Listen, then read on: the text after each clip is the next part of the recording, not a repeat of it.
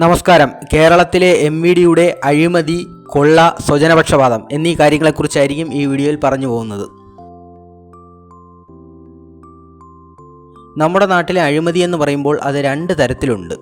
ഒന്നാമത്തേത് ഏതെങ്കിലും ഒരു പദ്ധതി നടത്തിപ്പുമായി ബന്ധപ്പെട്ട് നടത്തുന്ന വെട്ടിപ്പുകളും കമ്മീഷനും ഒക്കെയാണ്. ഈ വിഭാഗത്തിൽപ്പെട്ട അഴിമതി സർവ്വസാധാരണമാണ്. ഇതിലുള്ള ഒരു പ്രത്യേകത എന്തെന്നാൽ ഈ അഴിമതി പൊതുജനങ്ങൾക്ക് പെട്ടെന്ന് മനസ്സിലാവില്ല. ഇനി അഥവാ ആരെങ്കിലും ഇത് പുറത്തു കൊണ്ടുവന്നാൽ തന്നെ പല കണക്കുകൾ നിരത്തി ഇത് ന്യായീകരിക്കും. അവസാനം കേൾക്കുന്നവരിൽ ഇതൊരു പുകമറ സൃഷ്ടിക്കും. തത്ഫലമായി ജനങ്ങൾ രണ്ട് ഗ്രൂപ്പായി ഇവരെ അനുകൂലിച്ചും എതിർത്തും തമ്മിലടിക്കും. നമ്മുടെ നാട്ടിൽ സാധാരണഗതിയിൽ ഇതിൻ്റെ സത്യാവസ്ഥ പുറത്തു വരത്തുമില്ല. ഇത്തരത്തിൽ ഒരു അഴിമതി നടന്നു എന്ന് ആദ്യം പുറത്തു കൊണ്ടുവരുന്നത് വിജിലൻസോ അതുപോലത്തെ ഏജൻസികളോ അല്ലെങ്കിൽ കോടതിയൊക്കെ ആയിരിക്കും. ഇനി രണ്ടാമത്തെ കാറ്റഗറിയിൽപ്പെട്ട ഒരു അഴിമതിയുണ്ട്. അത് കുറച്ചുകൂടെ ക്ലിയർ കട്ടായിരിക്കും. ഇതിനെ അഴിമതി എന്നതിലുപരി വഞ്ചന എന്ന കാറ്റഗറിയിലാണ് സാധാരണ പെടുത്താറ്. എന്തെങ്കിലുമൊക്കെ ചെയ്തു കൊടുക്കാമെന്ന് ഉറപ്പ് നൽകി ജനങ്ങളുടെ നിന്ന് പണം വാങ്ങിയിട്ട് അത് ചെയ്തു കൊടുക്കാതിരിക്കുക, ഇതൊക്കെ നമ്മുടെ നാട്ടിൽ സാധാരണമാണ്. ഇത്തരത്തിലുള്ള തട്ടിപ്പുകൾ വെളിയിൽ കൊണ്ടുവരാൻ ഒരു ഏജൻസിയുടെയും ആവശ്യമില്ല. സാധാരണഗതിയിൽ സർക്കാർ സംവിധാനത്തിൻ്റെ കീഴിൽ ഇത്തരത്തിലൊരു തട്ടിപ്പ് നടക്കാത്തതാണ്.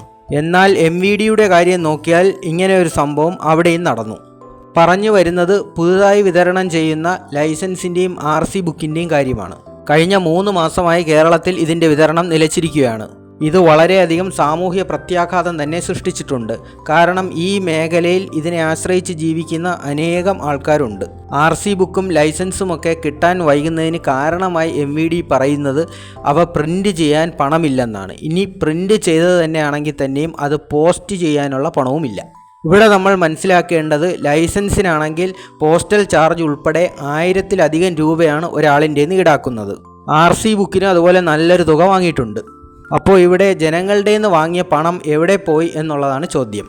മോട്ടോർ വാഹന വകുപ്പിൻ്റെ കൈവശം പണമില്ലെന്നും പറയുന്നു.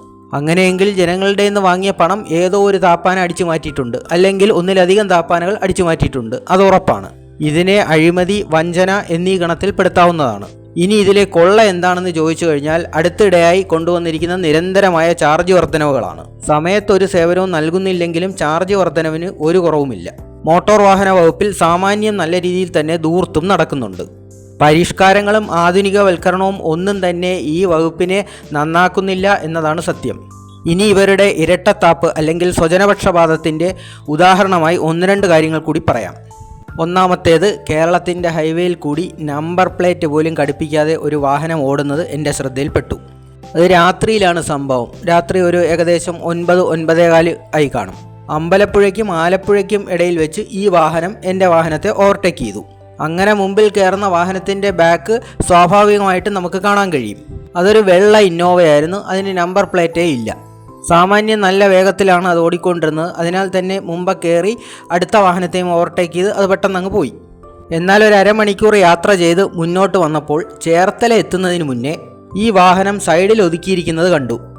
അവിടെ ഒരു ചെറിയ ട്രാഫിക് ബ്ലോക്ക് വന്നതിനാൽ ഞങ്ങളുടെ വാഹനം പതുക്കെയാണ് വന്നത്. അതുകൊണ്ട് തന്നെ ഈ ഇന്നോവ വാഹനം സൈഡിൽ നിർത്തിയിരിക്കുന്നത് ഞങ്ങൾക്ക് എളുപ്പത്തിൽ കാണാൻ കഴിഞ്ഞു. പാൻറ്റും ഷർട്ടും ഒക്കെ ഇട്ട 4-5 ചെറുപ്പക്കാരിറങ്ങി ഈ വാഹനത്തിനടുത്ത് നിൽക്കുന്നതും കണ്ടു. ആ വണ്ടിക്ക് ബാക്കിൽ നമ്പർ പ്ലേറ്റ് ഇല്ലാത്ത സ്ഥിതിക്ക് ഫ്രണ്ടിൽ അത് കാണുമോ എന്നറിയാൻ ചെറിയൊരു ജിജ്ഞാസ തോന്നി. അതിനാൽ തന്നെ ഞാൻ നന്നായി വാഹനം സ്ലോ ചെയ്തിട്ട് ഫ്രണ്ടിൽ കൂടെ ഇരുന്ന ആളിനോട് അതൊന്ന് നോക്കാൻ പറഞ്ഞു. ആ വണ്ടി കിടന്നത് നല്ലൊരു വെളിച്ചമുള്ള സ്ഥലത്തായിരുന്നു. അതിനാൽ തന്നെ അതിൻ്റെ ഫ്രണ്ടും നല്ലോണം കാണാൻ പറ്റുമായിരുന്നു. കൂടെയുള്ള ആൾ പറഞ്ഞത് ഫ്രണ്ടിലും നമ്പർ പ്ലേറ്റ് ഇല്ല എന്നതാണ്. ഞാനിത് പറയുമ്പോൾ തന്നെ പലർക്കും ഇത് വിശ്വസിക്കാൻ ബുദ്ധിമുട്ടാണ് എന്നെനിക്കറിയാം. കാരണം ആദ്യം കണ്ട എനിക്ക് തന്നെ ഇത് വിശ്വസിക്കാൻ കഴിഞ്ഞില്ല. ഞാൻ കൂടെയുള്ള ആളിനോട് ഇതൊന്ന് നോക്കി ഉറപ്പുവരുത്താൻ പറഞ്ഞു. അങ്ങനെ ആ വണ്ടി ഓവർടേക്ക് ചെയ്ത സമയത്ത് ഞങ്ങൾ 2 പേരും കണ്ടതാണ് അതിന് ബാക്കിൽ നമ്പർ പ്ലേറ്റ് ഇല്ല എന്നുള്ളത്. ഫ്രണ്ടിലത്തെ കാര്യം എൻ്റെ സഹയാത്രികനും കണ്ടിരുന്നു.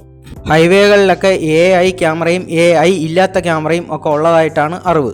അപ്പോൾ ഇതൊന്നും ഇവർക്ക് ബാധകമല്ലേ? പിന്നെ ഇത് കേൾക്കുമ്പോൾ മറ്റ് ചിലർക്ക് ചില ഡൗട്ട് വരാം, എന്തുകൊണ്ട് ഞാൻ ഇത് MVDയോ പോലീസിനെയോ ഒന്നും അറിയിച്ചില്ല എന്നുള്ളത്. നമ്പർ പ്ലേറ്റ് ഇല്ലാതെ ഇത്രയും ആത്മവിശ്വാസത്തോടു കൂടി ഹൈവേയിൽ കൂടി പോകണമെന്നുണ്ടെങ്കിൽ അവർ ചില്ലറക്കാരല്ല എന്നുള്ളത് അറിയാം. അപ്പോൾ അത്തരക്കാർക്കെതിരെ പറഞ്ഞിട്ട് കാര്യമൊന്നുമില്ല. പിന്നെ ജനങ്ങളുടെ അറിവിലേക്കായിട്ടൊന്ന് ഷെയർ ചെയ്യുന്നു എന്ന് മാത്രം. പിന്നെ ഓർക്കാപ്പുറത്തുണ്ടായ ആ സാഹചര്യത്തിൽ അത് വീഡിയോ എടുക്കാനുള്ള സാവകാശമൊന്നും കിട്ടിയില്ല. ഇനി നമ്പർ പ്ലേറ്റിനെ സംബന്ധിച്ച് തന്നെ പോലീസുകാരുടെ ഒരു ക്രൂരതയുടെ ഒരു ഉദാഹരണം കൂടെ പറഞ്ഞിട്ട് നിർത്താം. അത് സംഭവം അടൂരായിരുന്നു. വാഹനങ്ങളെല്ലാം ചെക്കിങ്ങിന് വേണ്ടി നിരനിരയായി പിടിച്ചിട്ടിരിക്കുകയാണ്. അതിനിടയിൽ 2 കൂലിത്തൊഴിലാളികൾ സഞ്ചരിച്ചിരുന്ന ഒരു ബൈക്കുമുണ്ട്. അപ്പോൾ അവരെ സംബന്ധിച്ച് ഹെൽമെറ്റ് ഉണ്ട്, പേപ്പേഴ്സും എല്ലാം ക്ലിയർ ആണ്. എന്നാലും പോലീസിന് എന്തെങ്കിലും പിടിക്കണം. അങ്ങനെ നോക്കിയപ്പോൾ മുൻവശത്തെ നമ്പർ പ്ലേറ്റിൽ ഒരു ചെറിയ തുരുമ്പ് കണ്ടെത്തി എന്നുള്ളതാണ് കുറ്റം. നമ്പർ പ്ലേറ്റ് ക്ലിയർ ആയിരിക്കണം, അക്ഷരങ്ങളെല്ലാം ക്ലിയർ ആയിട്ട് വായിക്കാൻ കഴിയണം, എവിടെയെങ്കിലും തട്ടിയിട്ടിട്ട് പോയാൽ അറിയണ്ടേ, ഇതൊക്കെയാണ് അവരുടെ ചോദ്യം. അതിനാൽ 2000 രൂപയാണ് അവർക്ക് പെറ്റിയടിച്ചു കൊടുത്തത്. അവരെത്ര കാല് പിടിച്ചിട്ടും പോലീസുകാർ വഴങ്ങുന്നുണ്ടായിരുന്നില്ല. അപ്പോൾ ഇവിടുത്തെ ഒരു രീതി അതാണ്, ഒരു കൂട്ടർക്ക് നമ്പർ പ്ലേറ്റേ ആവശ്യമില്ല, മറ്റു കൂട്ടരെ സംബന്ധിച്ച് നമ്പർ പ്ലേറ്റ് വേണം. അതിലെ അക്ഷരങ്ങളുടെ വലിപ്പം നോക്കും, തുരുമ്പ് നോക്കും, വൃത്തി നോക്കും, എല്ലാം നോക്കും. പിന്നെ ഞാൻ ഈ പറഞ്ഞ കാര്യങ്ങൾ എല്ലാവരും വിശ്വസിക്കണമെന്നില്ല. ഇത് വിശ്വസിക്കാത്ത കൂട്ടരുണ്ടാവുമെന്ന് എനിക്കറിയാം. അത്തരക്കാർ എപ്പോഴും തെളിവ് ചോദിച്ചുകൊണ്ടിരിക്കും. അവരോട് എനിക്ക് ഒന്നേ പറയാനുള്ളൂ, നാളെ നിങ്ങൾക്കും ഇതുപോലുള്ള കാഴ്ചകൾ കാണാൻ കഴിഞ്ഞേക്കും. അപ്പോൾ നിങ്ങൾ വിശ്വസിക്കുകയും ചെയ്യും. ഇത് നാട് നന്നാക്കി കളയാം എന്നുള്ള അർത്ഥത്തിൽ ചെയ്ത വീഡിയോ ഒന്നുമല്ല. കണ്ടതും അറിഞ്ഞതുമായ കാര്യങ്ങൾ ഒന്ന് ഷെയർ ചെയ്യുന്നു, അത്രയേ ഉള്ളൂ. Thank you.